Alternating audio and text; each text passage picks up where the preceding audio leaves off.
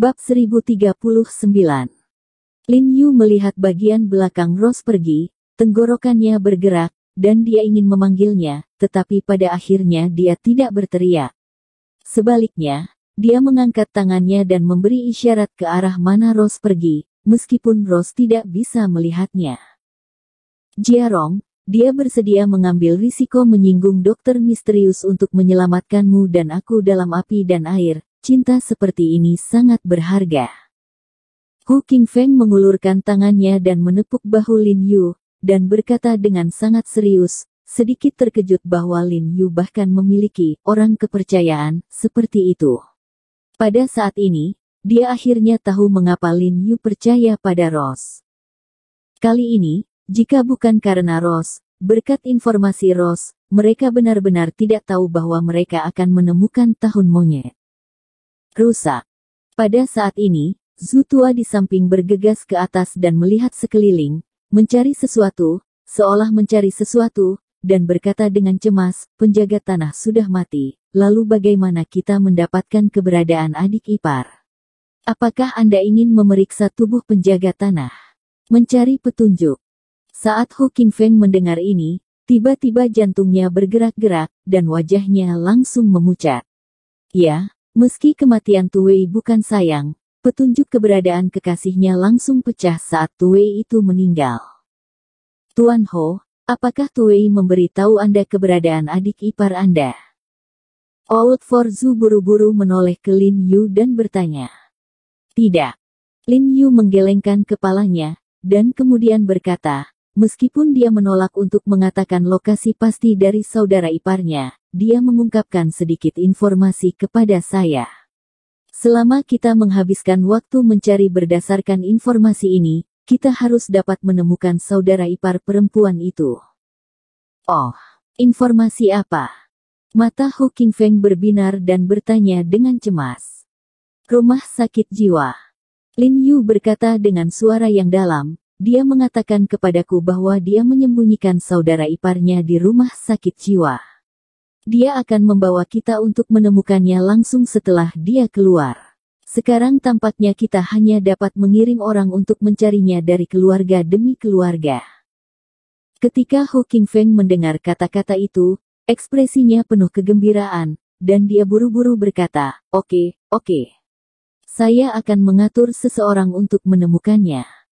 Dalam hal tenaga kerja untuk menemukan orang, dia memiliki banyak staf. Berbicara, dia tidak sabar untuk berjalan ke samping dan memanggil. Setelah itu, Lin Yu menelepon polisi lagi dan meminta mereka untuk datang untuk menangani permainan akhir. Dia mengetahui bahwa perselisihan antara kedua belah pihak telah berakhir dan dia tidak mengelak lagi. Segera dia mengirim seseorang. Dari Lin Yu menutup telepon dan mereka muncul, hampir habis. Setelah kurang dari 5 menit, dapat dilihat bahwa mereka mungkin telah menunggu untuk datang dan menghadapi akhir permainan setelah akhir, sehingga tidak peduli siapa yang menang atau kalah, mereka tidak akan terlibat. Ketika polisi menangani tempat kejadian, Lin Yu berjalan ke samping, menemukan tempat yang tenang, dan menelepon Hao Ningyuan. Setelah dia datang ke Changqing, dia menelepon Hao Ningyuan dan memberitahunya. Ada hal-hal penting akhir-akhir ini, dan mungkin sudah terlambat untuk bergegas kembali ke ibu kota, dan dia memberitahu Hao Ningyuan bahwa tindakan ini sangat istimewa, jangan menyebut dirinya sendiri selama ini, dan secara alami akan menghubungi Hao Ningyuan ketika dia selesai. Oleh karena itu, ketika menerima ratu dan membawa ratu ke pertemuan pertukaran pengobatan Tiongkok beberapa hari ini, hati Hao Ningyuan telah menderita. Dia ingin menghubungi Lin Yu, tetapi dia takut mengganggu Lin Yu.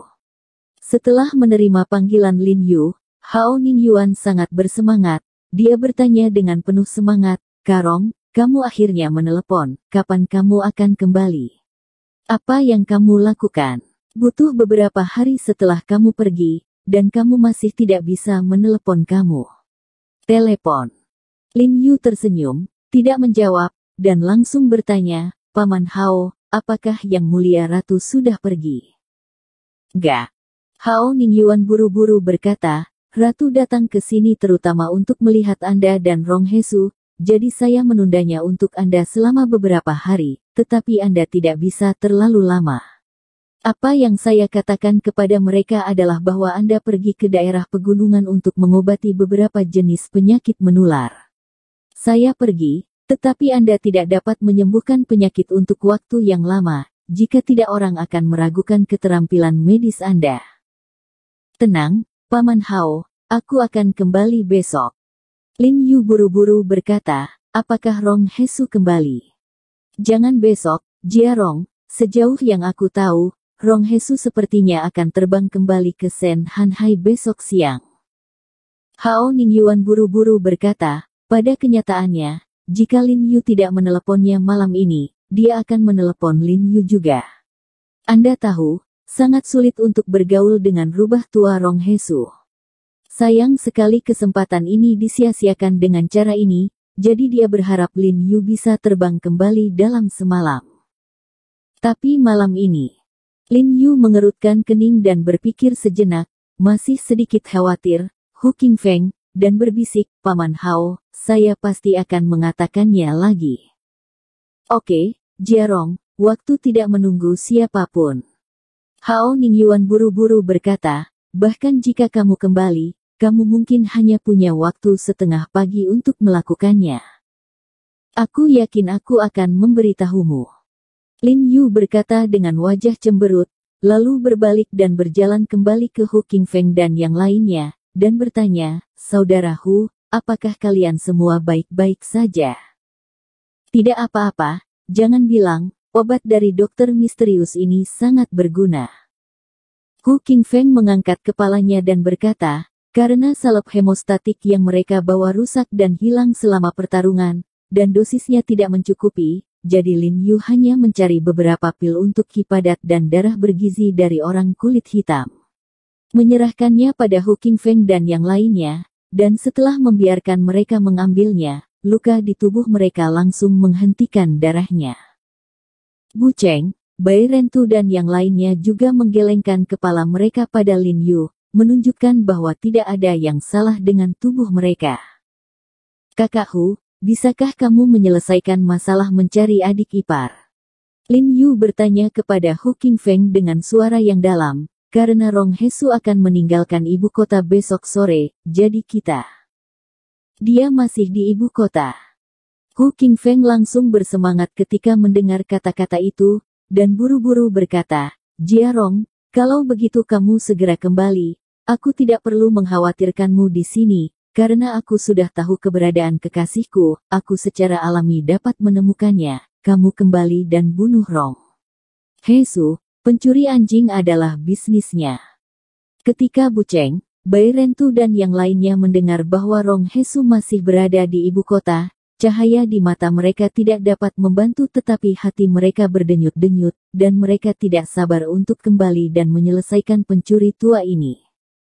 Oke, ingatlah untuk memberitahu kami saat kamu menemukan adik iparku. Lin Yu mengangguk pada Hu Qingfeng. Kamu membunuh pencuri tua ini, dan ingat untuk memberitahu saya agar saya juga bahagia. Hu Qingfeng juga mengangkat kepalanya dan tertawa keras, lalu membuka lengannya, memeluk Lin Yu dengan keras, dan berkata dengan emosi, Saudaraku, semua yang kamu lakukan untukku, aku akan selalu ingat. Hu Qingfeng adalah yang terbaik dalam hidupku. Hal yang sulit adalah memberikanmu saudara yang baik. Saudara Hu, terlalu sopan untuk mengatakan ini padaku.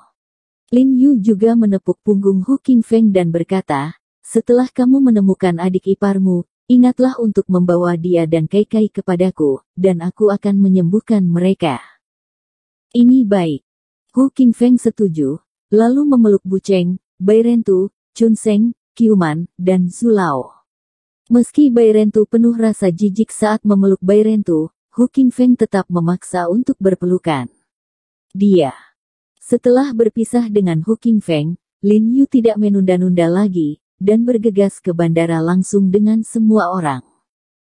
Untungnya, jumlah orang yang ada pada penerbangan malam lebih sedikit, dan masih ada kursi yang tersedia untuk penerbangan pagi hari, sehingga mereka tidak hanya bisa buru-buru kembali ke ibu kota sebelum fajar, tapi mereka juga bisa menyipitkan mata untuk sementara.